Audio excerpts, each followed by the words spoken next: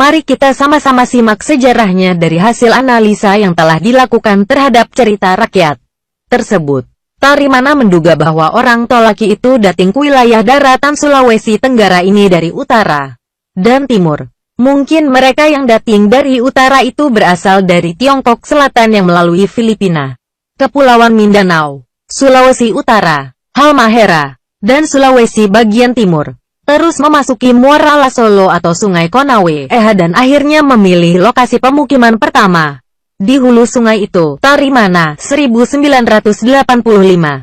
51. Tinjauan lain mengenai asal-usul orang Tolaki dapat juga dilihat melalui ciri antropologisnya. Hal ini sesuai dengan yang telah dipaparkan oleh Rustam E. Tamburaka dalam profil kependudukan dan keluarga bencana Provinsi Sulawesi Tenggara 1989.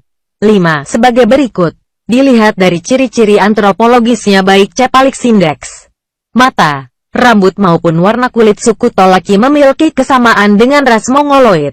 Diduga berasal dari Asia Timur, mungkin dari Jepang untuk kemudian tersebar ke selatan melalui Kepulauan Ryukyu, Taiwan, Filipina, Sangihe Laut Pantai Timur Sulawesi sampai ke Sulawesi Tenggara.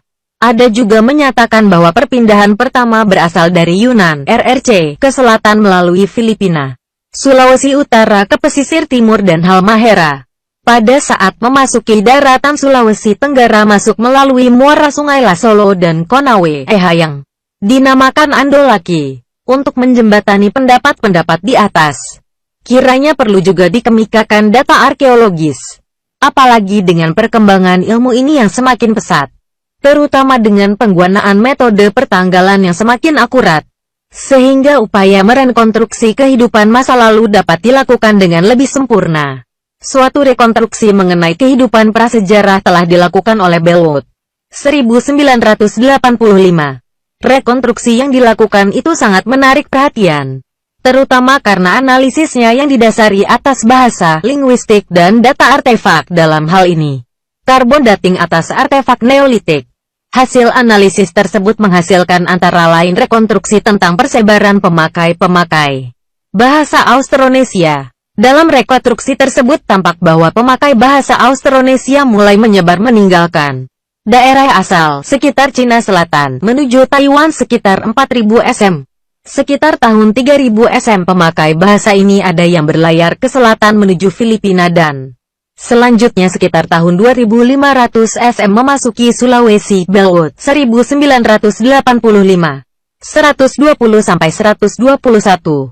Jika mengacu pada rekonstruksi yang dilakukan Bellwood tersebut di atas, dapat diduga bahwa kedatangan orang Tolaki di daratan Sulawesi Tenggara ini sekitar tahun 2500 SM atau sesudahnya. Dengan kata lain bahwa mereka itu termasuk dalam kelompok migran yang menggunakan bahasa Austronesia. Bertolak dari uraian-uraian di atas, dapat ditarik kesimpulan bahwa penghuni pertama daerah Kendari dan daratan Sulawesi Tenggara pada umumnya terdiri atas Tulaiwoi, Tokea, yang hingga saat ini datangnya masih sangat gelap. Selanjutnya disusul dengan Rut Cina Selatan, Taiwan, Filipina, Sulawesi. Demikian halnya persebaran hingga memasuki daratan Sulawesi Tenggara.